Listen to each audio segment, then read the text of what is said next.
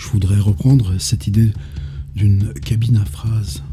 L'appareil posé sur son trépied, là, dans le bureau, au milieu, le petit endroit qui reste, il bouge pas. Et puis, quand quelque chose un peu flou, un peu flottant, un peu fragile vient, te passe par la tête, ben, tu viens à la cabine à phrases, il y a juste à faire on-off pour l'appareil, record, l'objectif il suit en gros ta figure, il est paramétré pour regarder les yeux, le micro il est à peu près en face là, de la zone bouche. Et faire ces dépôts à n'importe quel moment du jour et de la nuit. Et ça pourrait être précieux. C'est des phases. Des fois t'es là-dessus, des fois t'es sur autre chose. On essaye. J'appelais ça carnet, une fois par semaine, la somme de ces phrases. C'était une phrase de réveil. Tu te lèves, tu vas là où tu peux capeler tes fringues. Et là, ce qui te passe dans la tête, c'est un personnage qui serait... Je voyais pas distinctement. C'était un espace assez dégagé, un sol assez sombre, pas de murs proches, mais quand même dans une ville.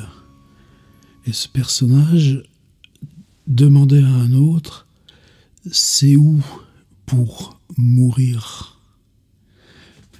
Et l'autre lui répondait en montrant là l'espace large, en montrant ce sol noir. Partout, monsieur. La semaine dernière, j'ai pris le train, c'est banal, mais il y a très longtemps que j'avais pas pris le train. En septembre, j'avais acheté une carte Liberté, 300 balles, qui donne des réductions. Je l'ai utilisée 3 fois. J'ai pris le train pour un aller-retour. Qu'est-ce que vous pouvez faire aujourd'hui dans les villes? J'avais une dérogation. J'ai pris le train, je suis arrivé à Paris, gare Montparnasse, et comme il s'agissait d'un aller-retour, 25 minutes plus tard, j'étais dans un autre train qui repartait là d'où j'étais parti. C'est banal. On reste totalement dans le banal. Simplement, j'étais là, à 2h30 de distance, traversant le parking souterrain pour rejoindre la place de stationnement où je laisse ma voiture. C'est banal. J'étais là, près de la voiture, avec les voies ferrées et les trains au-dessus, dans la journée. C'est vide. Et tu te disais... Est-ce que le temps a changé? Tu te disais, j'ai fait ce voyage pour arriver à ce point de départ. Tu te disais, peut-être un mouvement cyclique qui me prendrait ici, m'amènerait à Paris, me ramènerait là, fonctionnerait ainsi tous les jours. Ça a juste duré quelques secondes. Qu'est-ce que j'ai fait ensuite? J'ai ouvert ma voiture, je me suis assis, j'ai démarré le moteur, je suis rentré, là ça allait mieux. C'est juste une toute petite bascule de secondes. Vous êtes parti et vous arrivez au même endroit, avec un tout petit décalage de temps. On pourrait inventer ça, des passe-temps. Je crois même que le mot existe dans le dictionnaire. Et tu as une petite angoisse, une inquiétude, tu dis passe-temps. Et un espace de temps, 2 heures, 2h30 suffisent, et tu es au même endroit, dans la même lumière. La lumière est grise ces jours-ci. Et simplement, une masse de temps a été prise dans les mains. De quoi? L'instant... Le temps a été soufflé. Quelquefois, ça facilite. J'insiste bien, ça n'a duré que quelques secondes, et je n'ai pas repris le train depuis.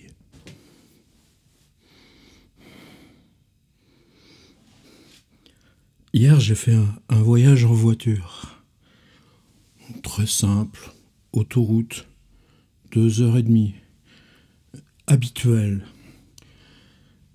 Sur l'autoroute, croise un camion, et là, tu t'aperçois que tes pensées, à la fois, sont lentes, à la fois, c'est des pensées un peu diminuées, parce qu'il y a l'étirement de la longueur, puis il y a quand même cette sorte de mobilisation permanente qui va te doubler, qui doit te doubler, qui devant risque de doubler, puis le paysage. Pourquoi cette éolienne ne fonctionne pas, ses voisines fonctionnent, toutes ces grandes choses. Et il y a toujours une attention aux lettres, aux mots, où sont les lettres, où sont les mots, sur les camions. Et sur l'autoroute, c'est souvent des camions portugais, espagnols qui vont par là. C'est souvent, mais ils vont des fois dans le même sens. En tout cas, nous, ça allait dans ce sens-là. Polonais, lituaniens, ukrainiens, roumains. Tu as une carte, quoi. Autrefois, il y avait beaucoup de camions, par exemple, c'était Norbert d'Entresangle. Moi, j'ai jamais connu qui était ce Norbert d'Entresangle qui mettait des camions partout sur la France. Puis tout d'un coup, du jour au lendemain, plus 0 camion. Norbert d'Entresangle. Norbert! Norbert! Où es-tu, Norbert? Alors, j'ai pianoté, Google au retour. C'était vendu à une boîte américaine qui s'appelait XPO. Et sur l'autoroute, vous en voyez beaucoup maintenant, des XPO. Mais XPO, ça veut rien dire. Mais rien. Norbert d'Entresangle, il avait 2300 camions.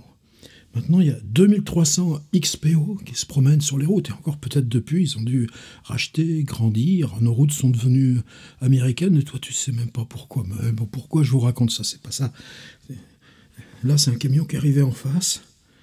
Toi, moi, je pensais... Tu penses toujours à des trucs. Tu penses à tes livres. Tu penses à ce que tu étais en train d'écrire. Tu penses à ce que tu viens de faire. Tu penses à ce que... tu penses quoi? Tu penses là, vague. Et c'était marqué « transport de vie » au pluriel. Et toi aussi, qu'est-ce que tu fais? Tu transportes ta vie. C'est juste curieux, quoi. Toi, tu transportes ta vie et vient en face un camion qui dit « transport de vie ». Alors autrefois, il y avait ça, il y avait les autobus, Eurolines, je sais plus, il y en avait d'autres, il y avait 3 ou 4 compagnies. Ça coûtait moins cher, tu prenais le bus pour aller d'une ville à une autre. Voyons, j'ai même oublié le nom de la compagnie. Fouch. Il y avait les touristes japonais, touristes chinois, allez voir les châteaux de la Loire, et ainsi de suite. Fouch. Il n'y a plus d'autobus avec des gens sur l'autoroute. Alors peut-être que c'est pour ça que bon, tu t'aperçois pas des choses qui manquent, qu'il n'y ait plus d'autobus avec des gens assis dedans, qui regardent la petite télé du plafond, qui te regardent toi passer, doubler. En gros, tu ne le remarques pas, simplement ce n'est plus là. Tu te souviens qu'autrefois, il y avait ces autobus que de temps en temps tu remontais, doublais. Il n'y en a plus. Et eux, ils en transportaient aussi des vies, un peu amoindries. C'est pas ton problème. Transport de vie au pluriel. Alors après, c'est logique, tu comprends. Ouais, puis même des fois, j'en avais déjà vu des transports de vie. C'est de vie, V-I-E-S, c'est un nom hollandais. Devis, transport de vis, je sais pas. Enfin, en tout cas, transport des vis, transport de vie. Alors tu te dis, c'est bizarre, c'est que le gars, lui, il sait même pas qu'il est une allégorie roulante. Tu te dis, s'il n'était pas dans l'autre sens, ou bien sur le parking, on s'est arrêté sur un parking, il y avait plein de camions, tu te dis... Tu chercherais le gars qui descend du camion transport de vie, tu le suivrais là, à l'entrée là où il y a les machins toilettes hommes et tout, distributeurs de café, tu lui dirais vous transportez des vies pour voir si le jeu de mots ça le fait sourire. Il y a peu de chance d'abord, est-ce qu'il comprendrait le français s'il est hollandais? Transport de vie, ça s'arrête là. De toute façon, tu vas pas aller alpaguer un gars là qui vient pour son café, son pipi et tout. Transport de vie. Oh non, c'était juste ça. Toi, tu continues à rouler. Le camion était dans l'autre sens, donc il y a longtemps qu'il est parti. Et puis tu réfléchis à toi, là, assis sur l'autoroute. Il n'y a même pas besoin de voiture. Tu es en position assise, les deux mains là devant. Ça continue. Les éoliennes. Est-ce qu'il y a une voiture ou pas? Non, c'est tes pensées qui sont là sur l'autoroute qui avancent. C'est toi, transport de vie, la tienne. Puis partout le reste, transport de vie. Puis ce camion, qui savait même pas, lui, que transport de vie. Alors, si ça mérite d'être raconté, si pas, moi je sais pas. Mais là, ce matin, il y a encore ça dans la tête. Transport de vie, quand bien même là, la vie tu l'as remise en boîte. Tu vois, dans l'enfance, autrefois, ce qui nous amenait vers les livres et ce qui nous happait dans l'univers des livres tout le temps que durait la lecture. Et avant, dans le souhait ou l'aspiration à ce moment du livre, et ensuite la résonance, ce que tu vois du livre dans ce qui t'entoure, c'est comment dans ce réel simple, organisé, le livre installait un autre réel, un réel inaccessible, installait du lointain. Et parfois, dans le livre, ce lointain venu du fonctionnement du livre, c'était ce que tu avais même là, juste autour de toi, ton paysage. Alors, venait le trouble. Et puis, maintenant, toujours l'aspiration à se revenir enfance dans la lecture du livre. Pourquoi on relit, on relit, on relit, on revient. Dès que tu relis, c'est la première lecture qui résonne presque inaccessible au-devant de toi, comme ce réel lointain était inaccessible devant toi. Mais c'est autrement. Tu prends des livres, tu lis, et ce que tu veux, c'est pas que ça se substitue au réel, c'est que ça t'aide à l'écarter, le réel, que ça t'aide à voir ce qui tient encore, ce qu'il y a de concret, de matériel, de palpable, de vrai peut-être, qui est brouillé, est invisible là, dans la surface proche du réel, la surface grise du réel. Remplacer le gris du réel par le travail de lire. Quand on parle d'écriture connectée, on évoque toujours la distraction.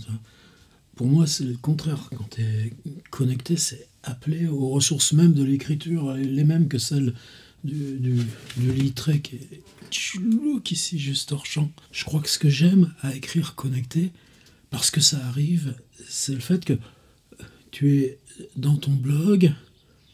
Autrefois, on avait une sorte d'utilitaire sur Firefox qui recopiait à mesure. C'est un truc, ça s'appelait cache quelque chose. C'est fini maintenant, ça n'existe plus. Mais l'article disparaissait. Alors évidemment, tu enregistres. Ce qui disparaît, c'est juste les dernières lignes. On a appris à faire gaffe. Mais il faut quand même reprendre, recommencer. Et dans ce recommencer, on trouve d'autres choses. Mais c'est pénible dans la tête. Tout d'un coup, tu es dans cette tension de concentration. Flop. Mais moi, c'est ce que j'aime justement. C'est que ce risque qu'à chaque instant, hop, ça arrive. Tu es dans le train, tu rédiges ton... Hop. À la maison, ça arrive moins. Je sais pas pourquoi, mais ce que j'aime à écrire connecté, c'est le risque que... Hop. L'onomatopée qui dit... Elle se suffit. Tu travailles dans le fait que... Il m'est revenu un truc d'enfance. C'est possible que je l'ai raconté quelque part. Mais blanc, blanc, blanc, blanc, blanc.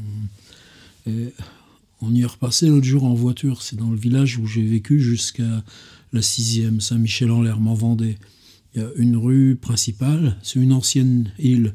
Le reste, tout autour, c'est à -4, -5 mètres au-dessous du niveau de la mer. Puis, donc la rue principale, plutôt sur le haut de l'île, de l'ancienne île, et puis 2 rues, rue d'en haut, rue d'en bas, mais c'est plus parce que leur positionnement, en tout cas elles sont juste là, au bord d'où commencent les marais, c'est des maisons basses. Et dans mon souvenir, c'était l'anniversaire d'un copain, il s'appelait Didier Richardot même.